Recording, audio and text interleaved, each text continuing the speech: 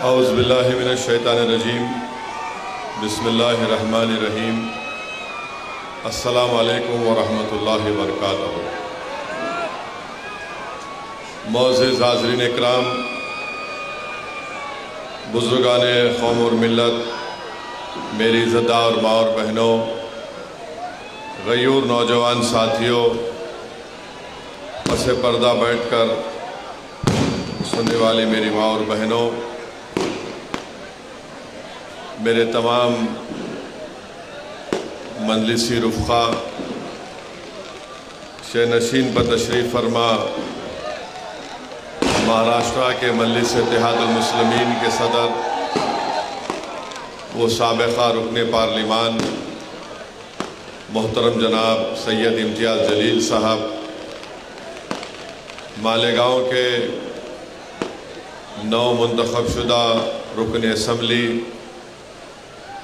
مفتی اسماعیل صاحب، عبد المالک صاحب، ڈاکٹر خالد صاحب، اورنگ آباد کے ناصر صدیقی صاحب اور شہ نشین پر تشریف فرما معزز حاضرین اکرام، بزرگان قوم اور ملت، علماء اور مشائخین عظام،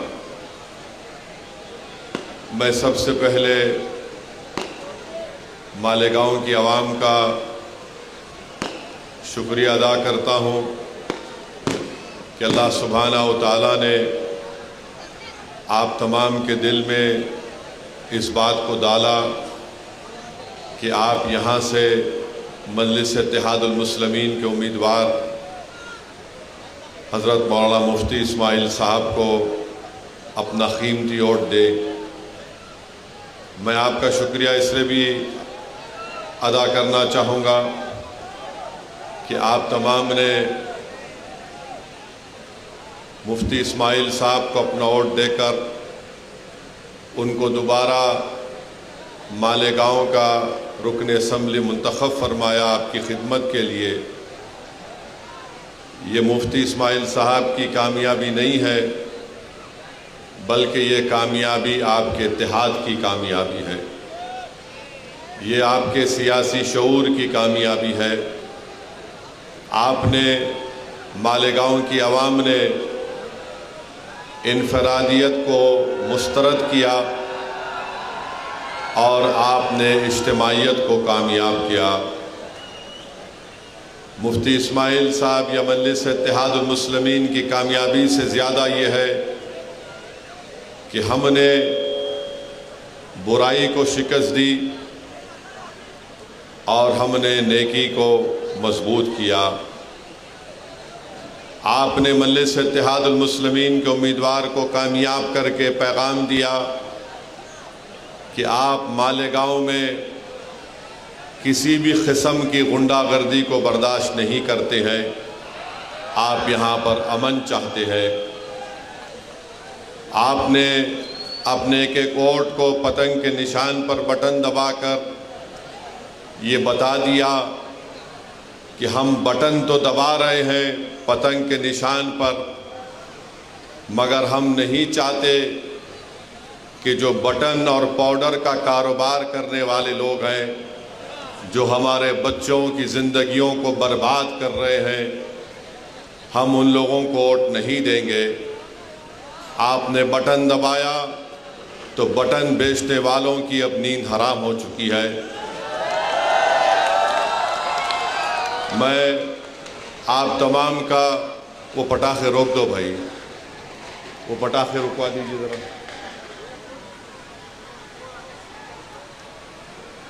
میں آپ سے یہ کہنے آیا ہوں، شکریہ ادا کرنے آیا ہوں کہ انشاءاللہ تعالی مفتی اسماعیل صاحب کی کامیابی آپ تمام کی کامیابی ہے۔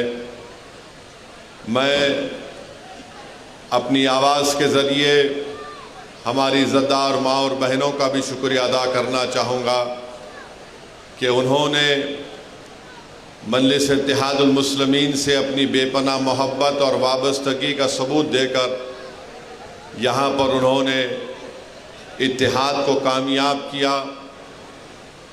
مجلس اتحاد المسلمین کے امیدوار کی کامیابی اجتماعیت کی کامیابی ہے۔ جو لوگ الیکشن لڑ رہے تھے مفتی اسماعیل صاحب کے خلاف، وہ یہ سمجھ رہے تھے کہ ہم کو الیکشن جیتنا اس لیے ضروری ہے کہ ہم کو اپنی طاقت میں اضافہ کرنا ہے تاکہ ہم اپنے مالیگاؤں کے غریب عوام پر ظلم کر سکیں۔ وہ الیکشن دولت کی بنیاد پر اس لیے لڑ رہے تھے کیونکہ ان کو یہ امید تھی کہ ہم دولت کما لیں گے جیتنے کے بعد۔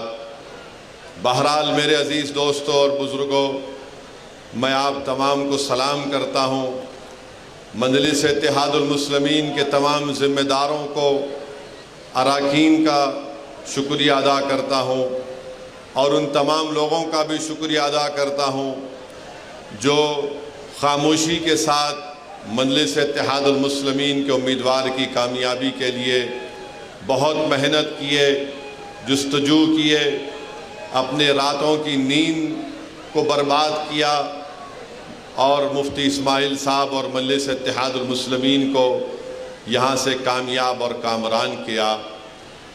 اب ہم مفتی اسماعیل صاحب سے بھی گزارش کرتے ہیں کہ مفتی اسماعیل صاحب بحیثیت رکن اسمبلی مالیگاؤں میں جو غنڈہ گردی کرنے کی کوشش کرے گا، مفتی اسماعیل صاحب غنڈہ گردی کو یہاں سے ختم کریں گے۔ ہم امید کرتے ہیں اور ہم کو یقین ہے کہ مفتی اسماعیل صاحب جو ڈرگ کا کاروبار کر رہے ہیں، جو بٹن کے نام پر یا پاؤڈر کے نام پر، مفتی اسماعیل صاحب اپنی پوری طاقت لگا کر ان کاروبار کرنے والوں کا تعاقب کریں گے اور وہ مالیگاؤں کی سرزمین پر وہ نظر نہیں آئیں گے انشاءاللہ تعالی۔ جو لوگ ڈرگز کا کاروبار کر رہے ہیں وہ دور رہیں ہم سے، مالیگاؤں سے دور چلے جائیں، کیونکہ مجھے معلوم ہوا کہ یہاں پر پولیس نے بھی بٹن یا پاؤڈر قریب 2,27,000 کی لاگت کا یہاں پر پکڑا بھی ہے الیکشن کے بعد۔ میں پولیس والوں کا بھی شکریہ ادا کرتا ہوں اس معاملے میں، کیونکہ انہوں نے ایسے لوگوں کے خلاف ان کو کارروائی کرنے کی ضرورت ہے جو ہمارے ملک اور ہمارے مالیگاؤں کی نسلوں کو برباد کرنا چاہتے ہیں۔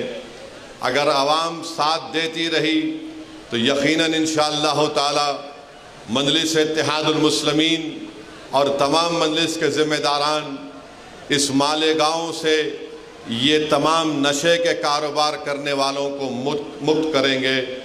یہ زمین ان کے لیے تنگ ہم کر دینا چاہیے، نہ کوئی غنڈہ گردی کرے، نہ کوئی گولی چلانے کا دوبارہ سوچے، نہ کوئی نشے کا کاروبار کرنے کا خواب دیکھے۔ اب انشاءاللہ تعالی ہم مفتی صاحب سے یہ پرزور گزارش اور اپیل بھی کرتے ہیں کہ وکاس اور ترقیاتی کام کو اچھے اور بڑے پیمانے پر انشاءاللہ تعالی مالیگاؤں میں انجام دیا جائے گا، کیونکہ اگر ہم آج سے شروع کریں گے تو دیکھتے دیکھتے 2029 آ جائے گا، تو ہم کو اور پہلے سے زیادہ ان تمام ترقیاتی اور وکاس کے کام کو کرانا بہت ضروری ہے۔ میں ہمارے تمام مجلس کے میرے رفقا سے بھی اپیل کروں گا کہ وہ مفتی اسماعیل صاحب کو ساتھ لے کر پورے ان ترقیاتی اور وکاس کاموں کے تعلق سے وہ دل و جان سے کوشش کریں اور ان ڈیولپمنٹ کے کام کو کروائیں۔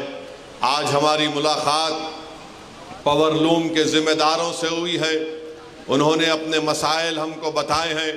انشاءاللہ تعالی میں نے ان کو کہا ہے کہ میں دلی جا کر پوری کوشش کروں گا کہ کس طریقے سے مرکزی حکومت سے ہم نمائندگی کر کے پاور لوم کے لوگوں کو جو سہولتیں ملنی چاہیے اس کے لیے میں آواز اٹھاؤں گا پارلیمنٹ میں، اور انشاءاللہ تعالی ہم مرکزی حکومت سے نمائندگی بھی کریں گے۔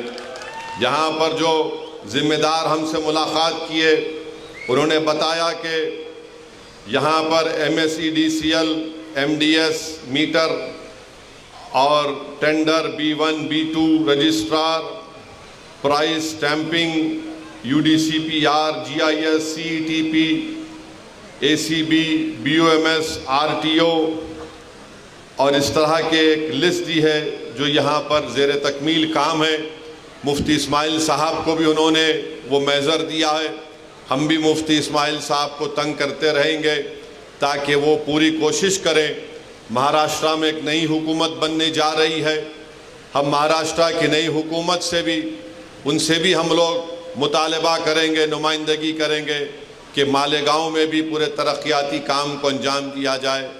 مالیگاؤں میں بھی جو مہاراشٹرا کے دوسرے علاقوں میں اگر ڈیولپمنٹ اور ترقیاتی کام ہوتی ہیں تو مالیگاؤں میں بھی اس کا حصہ ہونا چاہیے۔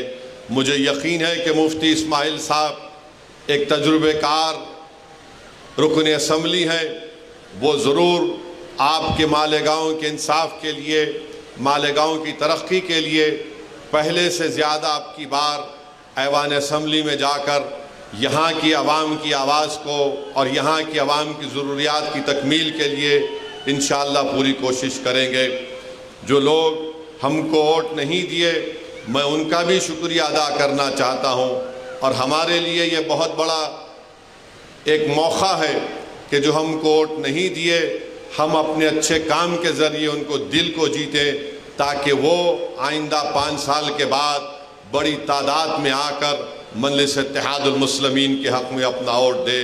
جمہوریت ہے، آپ کس کو ووٹ دینا چاہتے ہیں، نہیں دینا چاہتے ہیں، آپ کا اختیار ہے، مگر جو پروپیگنڈا یہاں پر کیا گیا تھا، جو عصبیت کے مظاہرے یہاں پر کیے جا رہے تھے، جو یہاں پر ایک ننگا ناچ ہو رہا تھا تشدد کا، غنڈہ گردی کا، ڈرگس کے کاروبار کا، میں آپ کو سلام کرتا ہوں لاکھوں بار کہ آپ نے ان تمام طاقتوں کو مسترد کیا، اور ہماری کوشش یہ ہوگی کہ ہم آپ کے بھروسے پر اتریں۔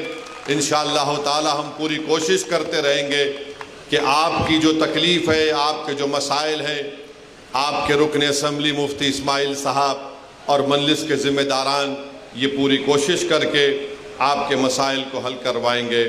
میرے عزیز دوستوں اور بزرگوں، میں ساتھ ہی ساتھ یہ بھی کہنا ضروری سمجھتا ہوں کہ میرے چھوٹے بھائی جناب سید امتیاز جلیل صاحب، ناصر صدیقی صاحب کو اورنگ آباد سے کامیابی نہیں ملی۔ آپ کو یاد ہوگا کہ میں پکار کر آپ سے کہہ رہا تھا کہ ہم کو ہمیشہ نقصان اپنوں سے ہوا ہے، غیروں سے نہیں ہوا ہے۔ آج اورنگ آباد میں اگر چند ووٹوں سے امتیاز جلیل صاحب کی کامیابی نہیں ہو سکی تو آپ اٹھا کر دیکھ لیجئے کہ جو بی جے پی کے اشارے پر الیکشن لڑ رہے تھے، جن کو پوری مدد دی گئی تھی بی جے پی کی طرف سے، جن کا مقصد ایک ہی تھا کہ مہاراشٹرا کی ودھان سبھا میں سید امتیاز جلیل اور ناصر صدیقی نہ جائیں، مگر اورنگ آباد کی عوام نے یہ دیکھ لیا کہ کون ان کا ہمدرد ہے اور کون ان کا دشمن ہے۔ جو چہرے بہت چھپے ہوئے تھے، الیکشن نے ان تمام چہروں کو اورنگ آباد کے عوام کے سامنے بے نقاب کر دیا۔ جو بڑے اپنے آپ کو متقی اور پرہیزگار دکھاتے تھے، مگر ان کے چہرے معلوم ہو گئے کہ کتنے داغدار ان کے چہرے ہیں، کہ انہوں نے اپنے ضمیر کو بی جے پی کے چوکھٹ پر اس کو بیچ دیا۔ یہ کبھی اورنگ آباد کی عوام بھول نہیں سکتی۔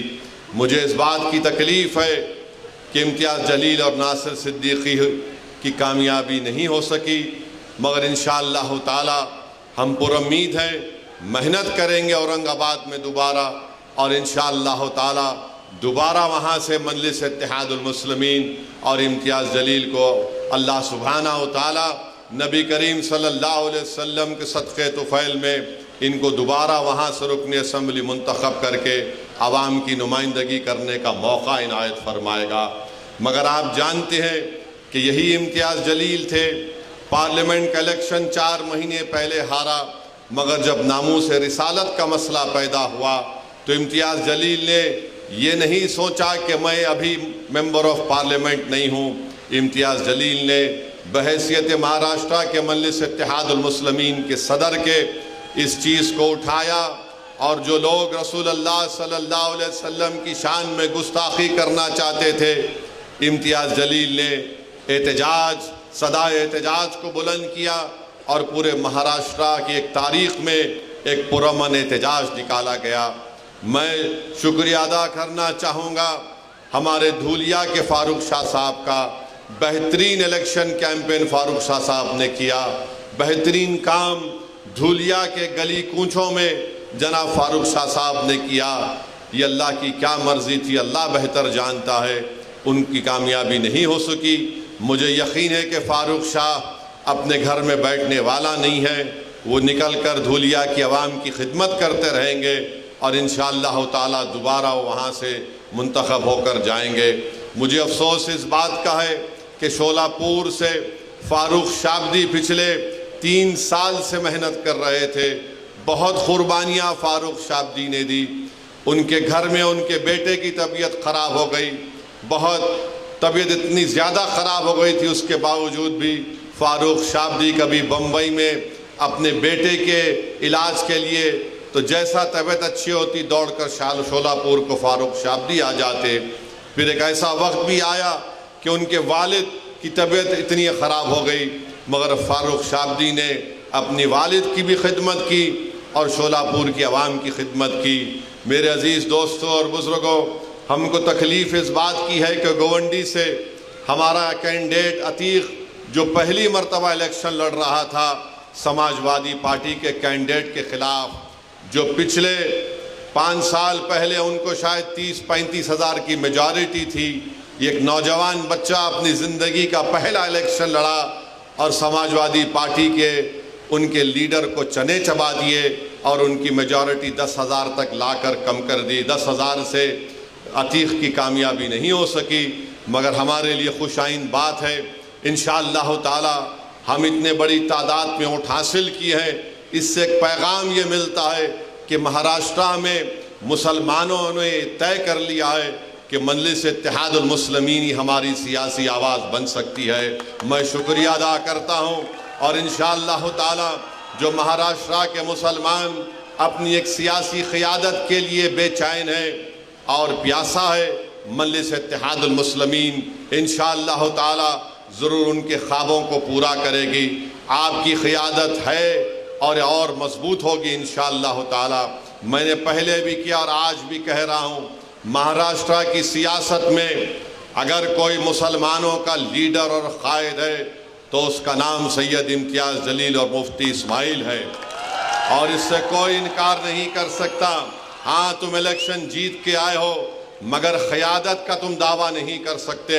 قیادت کا دعویٰ اگر کوئی کرے گا جس کے پیچھے آج مہاراشٹرا کے 11% مسلمان کھڑے ہیں مجلس اتحاد المسلمین کے خلاف، وہ امتیاز جلیل اور مفتی اسماعیل صاحب ہیں۔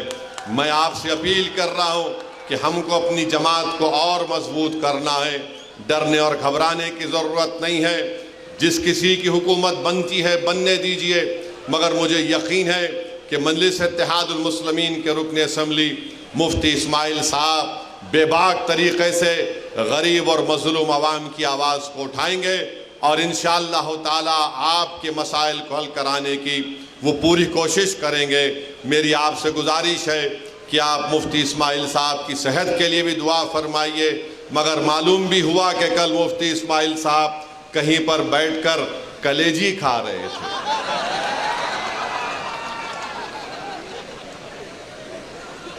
اب یہ کلیجی کھا رہے تھے تو کسی کے گردے میں درد ہو گیا۔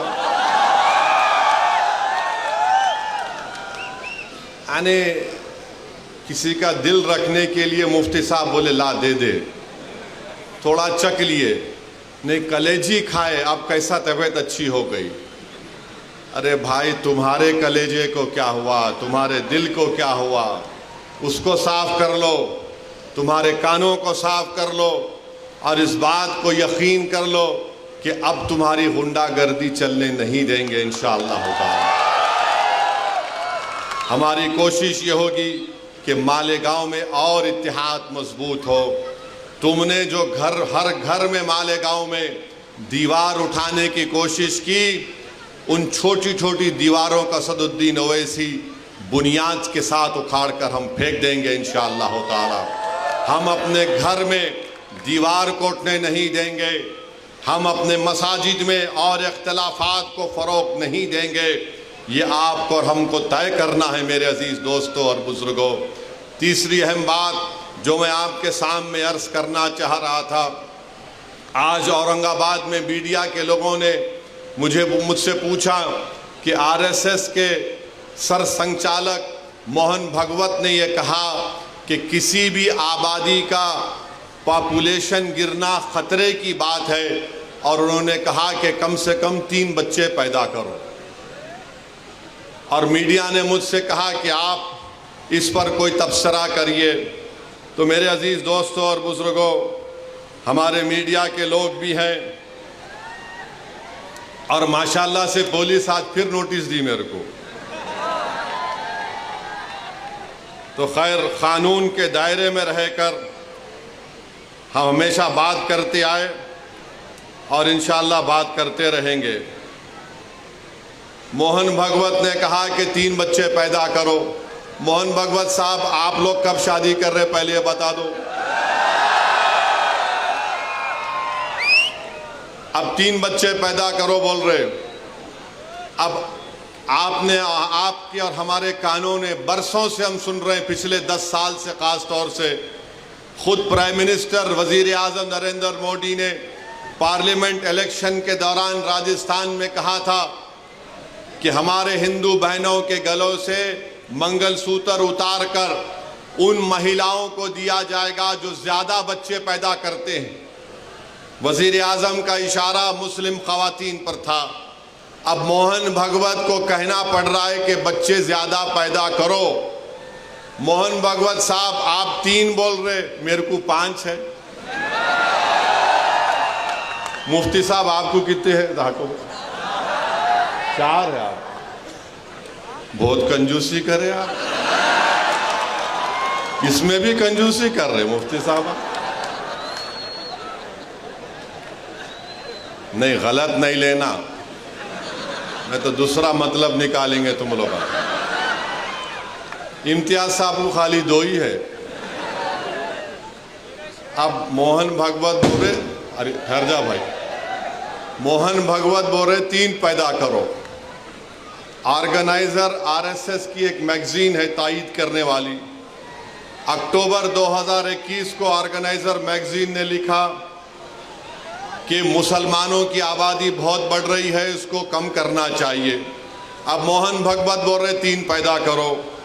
جھارکھنڈ میں الیکشن ہوا، جھارکھنڈ میں بی جے پی نے ایک اشتہار بنایا، اور اشتہار یہ تھا کہ ایک ہمارے ہندو بھائی بہن گھر میں بیٹھ کر کھانا کھا رہے ہیں، ٹیبل پر کھانا کھا رہے ہیں، گھر کے اندر بیل بجتی ہے، جب دروازہ کھولتے ہیں تو کیا دیکھتے ہیں کہ گھر کے باہر کم سے کم 40-50 مسلمان کھڑے ہوئے ہیں، برقع پوش خواتین کھڑے ہوئے ہیں، ٹوپی پہننے والے مسلمان پہنے ہوئے۔ اچانک ہندو بہن کے گھر میں آ گئے اور گھس کے کھانا آنا بیٹھ کر گھر میں بیٹھ گئے۔ الیکشن کمیشن کو وہ ایڈورٹائزمنٹ کو بین کرنا پڑا۔ اب موہن بھگوت بول رہے 3 بچے پیدا کرو۔ بھائی وہ پٹاخے بند کر دیجئے، تقریر ہو رہی ہے، پٹاخے مت پھوڑیے ورنہ میں بیٹھ جاتا ہوں پھر۔ موہن بھگوت جو بول رہے ہیں، میں آپ کو بتا رہا ہوں کہ کتنے مرتبہ ہم نے سنا کہ مسلمان آبادی بہت بڑھا رہے ہیں۔ حقیقت یہ ہے کہ 2060 میں، ابھی ہم 2024 میں ہیں، 36 سال کے بعد ہمارے ہندو بھائی بہنوں کی آبادی سٹیبلائز ہو جائے گی 74.7% پر، اور اس کے 40 سال بعد 2100 عیسوی میں مسلمانوں کی آبادی سٹیبلائز ہو جائے گی 18.8%۔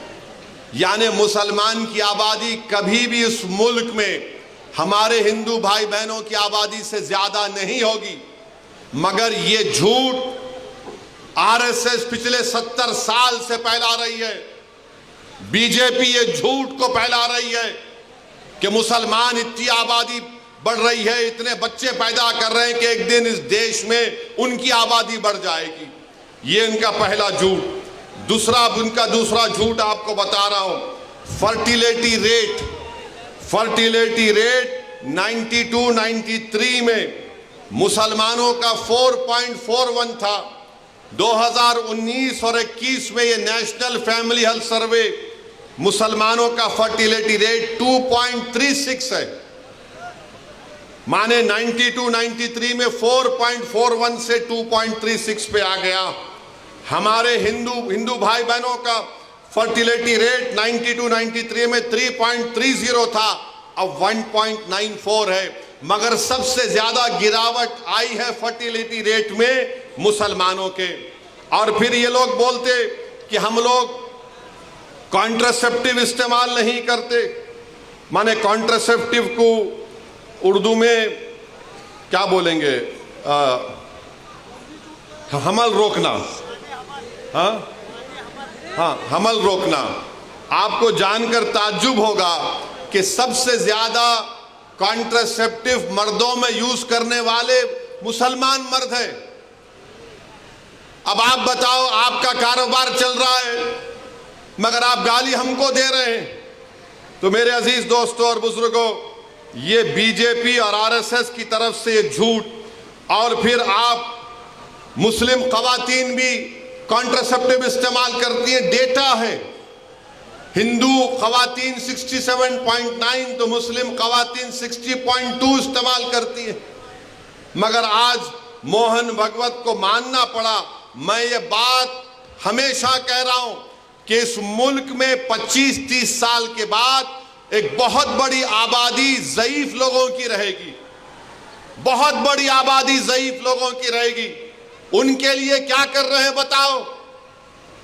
जब इतनी बड़ी आबादी, मुल्क की आज 140 करोड़ की आबादी में अगर 30 साल के बाद करीब 35-40 करोड़ के करीब बुजुर्ग लोग रहेंगे तो उनके लिए तैयारी आज से करना पड़ेगा। मगर नहीं, उसकी तैयारी नहीं कर रहे। अब आरएसएस को बोलना पड़ रहा है कि बच्चे पैदा करो, ज्यादा पैदा करो, क्योंकि जापान, वहां की आबादी बूढ़ी हो चुकी है। यूरोप के कई ममालिक हैं, उनकी आबादी बूढ़ी हो चुकी है। आज भारत में, जिसको अंग्रेजी में डेमोग्राफिक डिविडेंड बोलते, कि सबसे ज्यादा नौजवान अगर आबादी पूरे दुनिया में है तो भारत में है। मगर नरेंद्र मोदी उन नौजवानों को रोजगार देना, उन नौजवानों को जाकर बोलना मालेगांव में तुम्हारे पावर लूम की इंडस्ट्री को अच्छा करेंगे, तुम यहां पर काम करो। यहां के पूरे महाराष्ट्र की इकोनॉमी को प्रमोट करना, कुछ नहीं। मुल्क में इंडस्ट्रीज को कायम करना, कुछ नहीं। मुल्क में रोजगार की स्कीमों को नाफिज करना ताकि नौजवानों को रोजगार मिल सके, कुछ नहीं। जो नौजवान आर्मी एयरफोर्स में जाता था, जिसके लिए विखार की बात समझी जाती थी, नरेंद्र मोदी ने कहा 4 साल अग्निवीर करो और 4 साल के बाद तुमको 15-20 लाख मिलेंगे, चले जाओ। कुछ नहीं प्लानिंग है। 30 साल के बाद सबसे ज्यादा बुजुर्गों की आबादी भारत में रहेगी। अब मोदी क्या कर दिए, बीजेपी आरएसएस क्या कर दिए? एक ही काम पे लगा दिए सबको, जाओ गड़े खोदो, देखो अंदर से क्या निकलता।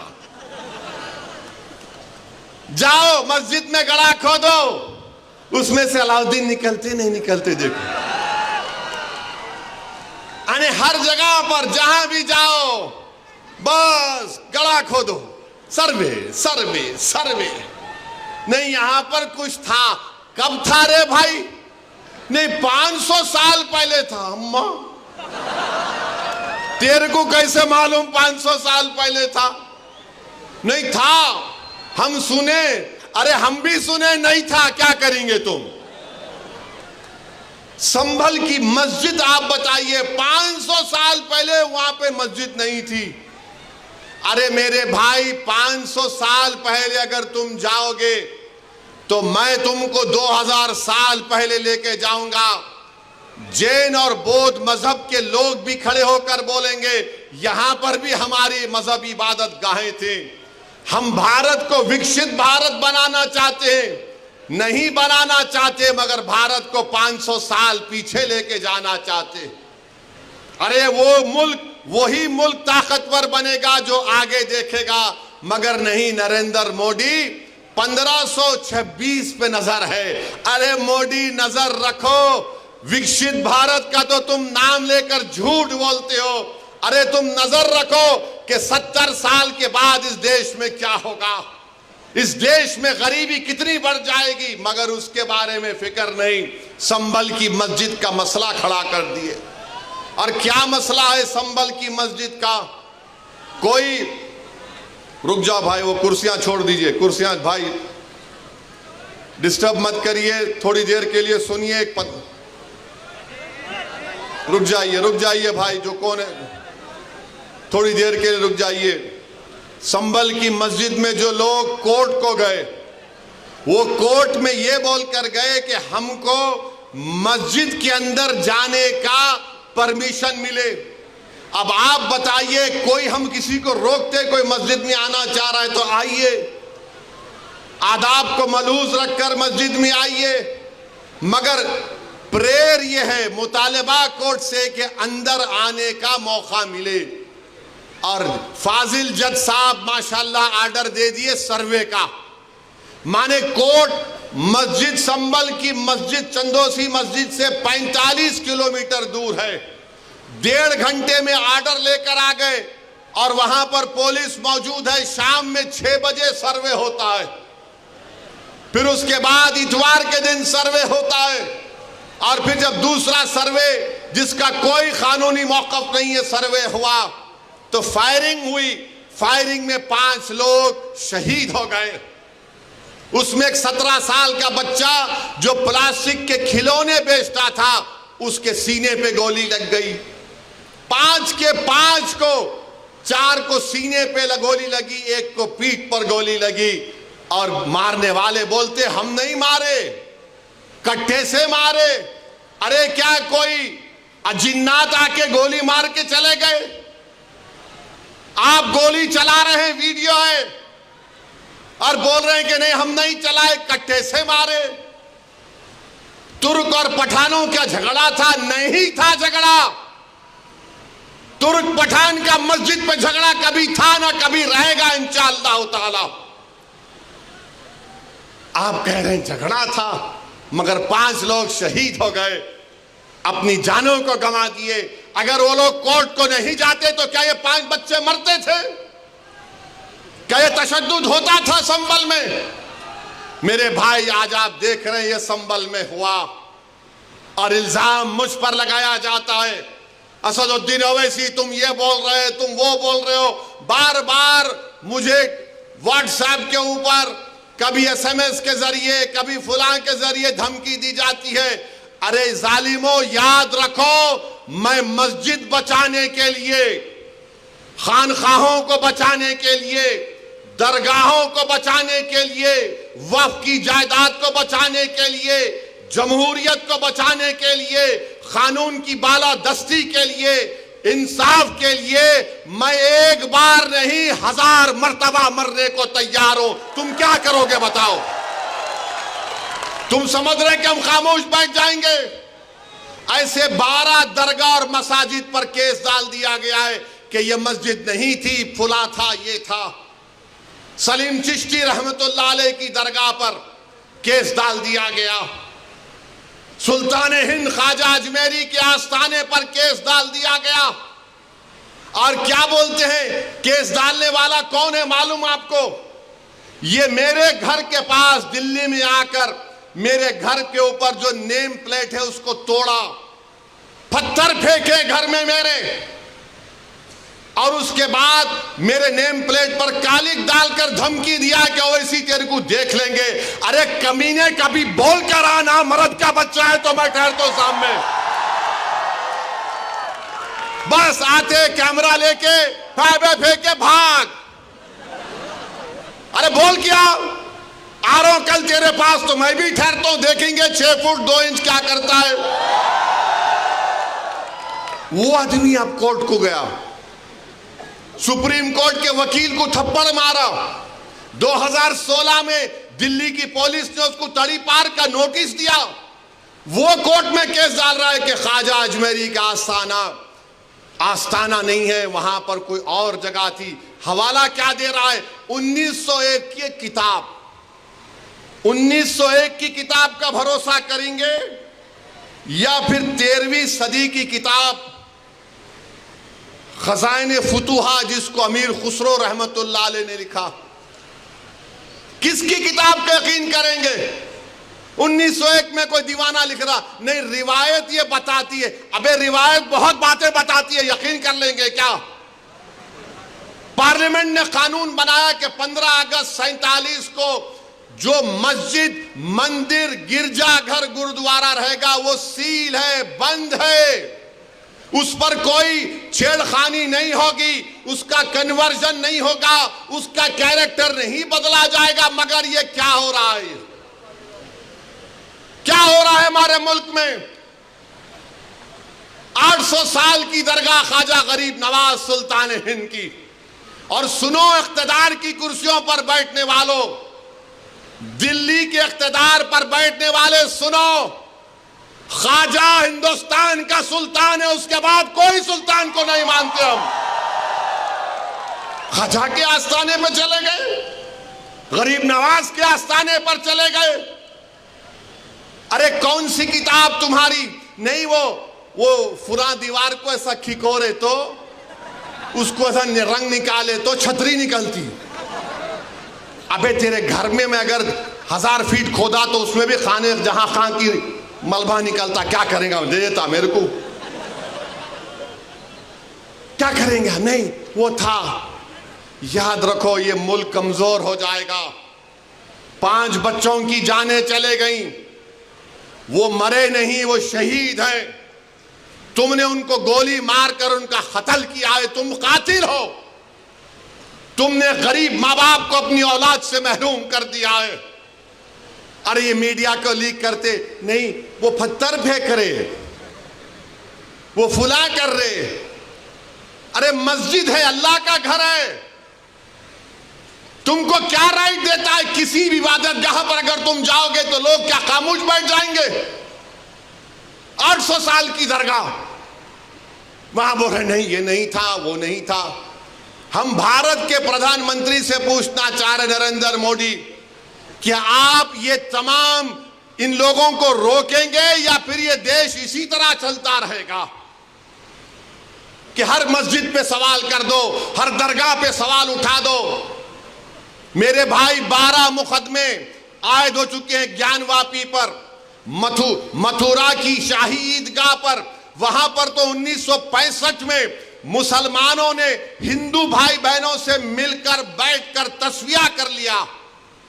8 ایکڑ زمین مسلمانوں نے وقف کی دی کہ لو یہ کرسمس جنستان ہے، آپ کے لیے معتبر جگہ ہے، آپ بناؤ یہاں پر. 65 میں سنی وقف بورڈ کی اجازت سے ایگریمنٹ ہو گیا ہندو مسلمان میں. 2023 میں کوئی آ کے بولا وہ کون ہندو ہوتے، وہ پوری جگہ ہماری ہے. ٹیلے والی مسجد لکھنؤ کی، ایسے 12-13 مقامات ہیں. سپریم کورٹ نے رام مندر کے فیصلے میں کہا کہ 91 کا ایکٹ بھارت کے سنویدھان کا ایک اٹوٹ حصہ ہے. اور پھر اس کے بعد ڈی وائی سی چند جو CGI تھے وہ خاموش ہو گئے. اورل آبزرویشن کیا کہ نہیں، سروے کو اسرٹین کرنے میں کیا بری بات ہے؟ ارے بری بات یہ ہے کہ سروے کوئی اکیڈمک ایکسرسائز نہیں ہے. سروے کیوں کیا جا رہا ہے؟ گیان واپی مسجد میں وضو خانے کو سیل ہو گیا. گیان واپی مسجد کے جنوبی طرف ہمارے پاس نہیں ہے، وقف کی جائیداد نہیں ہے. وہ کیا کریں گے آپ؟ اور جب بابری مسجد کا فیصلہ آیا تھا میں پکار کر کہہ رہا تھا یہ غلط فیصلہ ہے، اس کے بعد بہت سی چیزیں کھلیں گے. تو میرے خلاف یہ وہی لوگ ہیں جو آج اس اسمبلی کے الیکشن میں ان کو ووٹ دو ان کو ووٹ دو اعلان کیے تھے. وہ لوگ مجھے فون کر کے بولے آپ ایسا کیوں بول رہے ہیں، آپ ایمونیشن دے رہے ہیں بی جے پی کو. میں نے کہا حضرت دامن برکاتا ہوں، ججمنٹ آپ پڑھو، یہ ججمنٹ تمام چیزوں کو کھول دے گا. مجھ سے کہا کہ آپ خاموش ہو جاؤ، اویسی تم مت بولو. میں نے کہا موت میرے کو خاموش کر سکتی، جب تک اللہ زندہ رکھے گا میں سچائی کو بیان کروں گا اور بیان کرتا رہوں گا. آج بولو خاموش ہو جاؤ. میں جب کہہ رہا تھا تو کوئی بول رہے ہیں مت بولو، ان کو کیا ہے، یہ بھڑکاؤ بھاشن دے دیتے، ان کو کیا ہے، ان کو ٹی وی پہ جا کے بولنے کا شوق ہے۔ آج کیا ہوا مہاراشٹر کے چناؤ میں؟ کیا بی جے پی نے کیا کہا جا جا کر؟ آج ہمارے پاس کرن جیسے، کیا نام ہے، یوسف پنجانی آ کر تقریر کر کے گئے، میں الیکشن جیتنے کا ہار گیا۔ انہوں نے کہا کہ بی جے پی نے پورے مہاراشٹر میں پرچار کر دیا کہ فتوا جیتے گا یا بھگوا جیتے گا۔ بتاؤ یہ کون ہے لوگ؟ ارے آپ کو اگر الیکشن لڑنا ہے لڑو، آگے بڑھو، صرف بیٹھ کر اعلان کرنے سے نہیں ہوتا، الیکشن لڑو، معلوم ہوتا آپ کو کیسے ووٹ حاصل کرنا پڑتا ہے۔ ایک عالم دین مفتی اسماعیل آپ کے سامنے جو الیکشن لڑ رہا بھی ہے، منبر رسول پر آپ کو اچھائی کو بیان بھی کرتا ہے اور چناؤ بھی لڑتا ہے، مگر یہ کیا بات ہے کہ الیکشن آئے گا ان کو ووٹ دو ان کو ووٹ دو۔ ارے آپ لڑو، آپ نہیں لڑ سکتے تو اپنے داماد کو لاؤ، چلو لڑو نا، کیوں نہیں روکتے؟ نہیں، ہم ان کو بولیں گے، ان کو بولیں گے۔ کیا ہوا؟ آپ نے بی جے پی کو ہینڈل دے دیا۔ یوسف پنجانی کہہ رہا ہے کہ بی جے پی گلی گلی جا کر اعلان کر دی کہ فتوا جیتے گا یا بھگوا جیتے گا۔ ارے جب سیاست نہیں آتا کرنا تو مت کرو، دعا کرو یا حکمت عملی سے اختیار کرو، نہیں ہم کو سب چیز ہونا۔ دیکھ لیے کیا ہوا؟ اب کدھر ہیں آپ؟ کدھر ہیں نہیں معلوم۔ کہاں ہیں وہ لوگ جو اورنگ آباد میں بولے تھے امتیاز جلیل کو ووٹ مت دو؟ اس سماجوادی پینڈیٹ کو ووٹ دو، بولے تھے ارے چہرہ دکھاؤ اورنگ آباد کے عوام کے سامنے تم۔ ارے لفافوں پہ زندگی گزارنے والوں، شرم سے ڈوب مرو تم۔ میرے گھر کو آئے تھے حیدرآباد کو، بغیر بولے میرے گھر کو آئے۔ میں وقف کے بل کی میٹنگ میں جا رہا تھا، پلٹ میرا گارڈ فون کرا کہ صاحب اتنے لوگ آئے، ملا۔ گھر پہ آئے تو میں نے کہا کہ میرا گھر اتنا بڑا نہیں ہے، آپ لوگ 20 لوگوں کو لے لیجئے۔ 20 لوگوں کو بٹھایا، وہ بات کرے میں بات کرا، لیٹر لکھ کے دیے ان کو، ٹکٹ دو، میں غور کروں گا۔ پھر جانے سے پہلے میں نے کہ اللہ کے ولی کہ انگریزی قرآن کا ترجمہ جو ترکی کا چھپا ہوا ہے، اس کی 4 کاپیاں ان ذمہ داروں کو دیا کہ آپ میرے گھر کو آئے، یہ کہ اللہ کے ولی کی قرآن کا ترجمہ ہے۔ ایک ایک کے ہاتھ میں دیا تو اورنگ آباد جا کے بولے ہم گھر کو گئے تھے، ہمارے کو چائے تک نہیں پلائے۔ ارے آپ پہلے سے بول دیتے تو نان خلیہ کھلا دیتا میں آپ کو۔ میرے کو نہیں معلوم تھا کہ تم میرے گھر کو کھانا کھانے آ رہے۔ ارے تم کو قرآن کریم دیا نا ہاتھ میں، اللہ کا کلام تمہارے ہاتھ میں دیا، تم کو اس کا بھی لحاظ نہیں ہے، اور تم دعویٰ کرتے ہو قوم کا۔ بہت بول سکتا ہوں، یاد رکھو میری زبان کو لگام نہیں ہے، تمہارا گھر سے نکلنا محال کر دوں گا میں یہاں پہ۔ میرے بھائی امام شافعی مفتی صاحب بیٹھے ہوئے، امام شافعی رحمت اللہ علیہ کا زمانہ ہے۔ ایک دولت مند نے کہا کہ اگر اللہ میرے کو بیٹی دے گا تو جب اس کی شادی کروں گا دین اور دنیا کی دولت اس کو دوں گا۔ جب بیٹی کی شادی کا موقع آیا علماء کرام کے پاس گیا، علماء کرام نے کہا کہ نہیں تو نہیں دے سکتا، دین اور دنیا کی دولت تو کیسے دے گا، تیری قسم غلط ہو گئی۔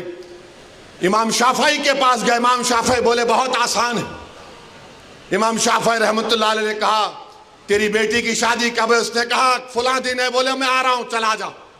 امام شافعی پہنچے، امام شافعی رحمت اللہ علیہ نے کہا کہ آسان ہے۔ وہ بولا کہ حضرت شادی تو ہو گئی، کیا ہے بتاؤ؟ بولے قرآن اپنی بیٹی کو دے دے، دین اور دنیا کی دولت اس کو دے چکا، میں ان کو دیا، 4 قرآن دیا ان کو، اور بول کے دیا کہ آپ میرے گھر کو آئے، مجھے پتہ نہیں ہے، میں وکیلوں کی میٹنگ میں جا رہا تھا، پلٹ کر آیا آپ کے لیے، یہ قرآن کریم کا تحفہ آپ کو دے رہا ہوں۔ ارے تم کو اویسی سے مجلس سے نفرت ہے، مگر قرآن کریم کی تو عظمت کا تم لحاظ رکھ لیتے۔ میں یہ بات الیکشن میں بول سکتا تھا مگر خاموش بیٹھے رہا، مگر آج مجبوراً بولنا پڑ رہا ہے۔ یاد رکھو تم لوگ جو کام کر رہے ہو نا، تم مہاراشٹرا کے مسلمانوں کو نہ صرف کمزور کر رہے ہو بلکہ تم ان کی آواز کا گلا گھونٹ رہے ہو۔ ارے تم الیکشن لڑو، ہم تمہاری تائید کرنے کو تیار ہیں۔ کب تک تم یہ سیاست کرو گے کہ انہیں بول دیا انہیں بول دیا؟ جس کو تائید کیے اورنگ آباد میں وہ خالی 5000 ووٹ لیا، 5000 ووٹ لیا۔ ناصر کے خلاف کتنے ووٹ لیا انہیں؟ 10,000 ووٹ لیا، اور ناصر ہارے 8,000 ووٹ سے۔ جو جس کی تائید کا اعلان کیا وہ 5,000، اور امتیاز جلیل ہارے 1,100 ووٹ سے۔ دھولیا سے فاروق شاہ کے خلاف آپ نے اعلان کیا، وہ 10,000 پہ نپٹ گیا، فاروق شاہ 70,000 ووٹ لیے، صرف 1,700 ووٹ لیا وہ ظالم، صرف 1,700 ووٹ لیا۔ فاروق شاہ 70,000 ووٹ لیا۔ عتیق کو آپ نے تائید نہیں کی، کسی اور کو بول دیا۔ ارے کیا کر رہے ہو تم لوگ؟ مت کرو، تمہارا احترام اور تمہاری عظمت ہم کرتے ہیں، مگر آپ جو کام کر رہے وہ مسلمانوں کے حق میں نہیں کر رہے ہیں۔ آپ نے ہینڈل دے دیا بی جے پی کو، بی جے پی نے پورا پرچار کر دیا، اور کیا نتیجہ نکلا جا آپ دیکھو۔ کل یہ بی جے پی کی سرکار اگر کچھ کرے گی تو کون آ کے لڑے گا؟ آپ آئیں گے روڈ پہ؟ یہی امتیاز جلیل، یہی فاروق شاہ، یہی مفتی اسماعیل، یہی ناصر صدیقی، یہی فاروق شابدی، یہی وارث پٹھان میدان میں اتر کے مقابلہ کریں گے۔ میرے بھائی پہچانو ان لوگوں کو۔ میں نہیں بولنا چاہ رہا تھا، مگر آج میں ضروری ہے سچائی کو بیان کرنے کے لیے کہہ رہا ہوں۔ بہرحال میرے عزیز دوستوں اور بزرگوں، اپنے مسجدوں کو آباد رکھو۔ جو لوگ مسجدوں کو چھیننا چاہتے ہیں اس کا جواب کیا ہے؟ اپنی مسجدوں کو بھرے ہوئے کرو۔ تمہاری جمعے کی نماز فجر کی نماز میں اتنی تعداد ہونی چاہیے، تمہاری مغرب کی جماعت میں جتنے لوگ ہوتے ہیں اتنا ظہر میں ہونا چاہیے۔ درگاہوں کو آباد رکھو، خانقاہوں کو آباد رکھو۔ درگاہ اور خانقاہوں پر اللہ کے نام پر دل پر ضرب مارتے رہو، ڈرنے اور گھبرانے کی ضرورت نہیں ہے۔ جو طاقتیں مسجدوں کو چھیننا چاہتی ہیں، اللہ قرآن میں فرما دیا یہ سب سے بڑے ظالم ہیں، یہ سب سے بڑے ظالم ہیں۔ اب خواجہ اجمیری کے آستانے تک آپ پہنچ گئے، سلیم چشتی کے آستانے پر پہنچ گئے۔ یاد رکھو ظالموں، یہ وہ صوفیاء اکرام ہیں جو بادشاہوں کی طرح دولت نہیں تھی۔ یہ وہ ولی اللہ اور قطب الوقت ہے جو پھٹے ہوئے کپڑوں پر بیٹھ کر حکومتوں کو اللہ کی بارگاہ میں دعا کر کے بدلہ دیتے ہیں، جو پھٹے ہوئے کپڑے پہن کر وہ جن کے پاس کھانے کو نہیں تھا، مگر اگر وہ قسم کھا لیتے تو اللہ ان کی قسم کو پورا کر دیتا۔ تم خواجہ اجمیری کے آستانے پر چلے گئے، تم سلیم چشتی کے آستانے پر چلے گئے، تم مسجدوں پر چلے گئے۔ اب تم کو انشاءاللہ تعالی شکست ہوگی، ان کو شکست ہوگی۔ آپ دیکھنا، ارے خواجہ کا آستانہ آباد ہے، مغل ختم ہو گئے، خواجہ کا آستانہ آباد ہے، انگریز ختم ہو گئے، خواجہ کا آستانہ آباد ہے۔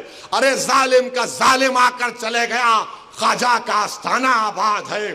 ہمارے مدرسے، کئی وزیر اعظم کو دیکھے، مدرسے آباد۔ اللہ کا گھر آباد رہے گا، اور اللہ کے گھر کو آباد کون کرے گا؟ جو اللہ پر بھروسہ کرتا ہے اور کسی سے نہیں ڈرتا سوائے اللہ کے، اور آخرت پر بھروسہ کرتا ہے۔ تو نوجوانوں، اپنے عبادت گاہوں کو مضبوط رکھیے، اس کو آباد رکھیے۔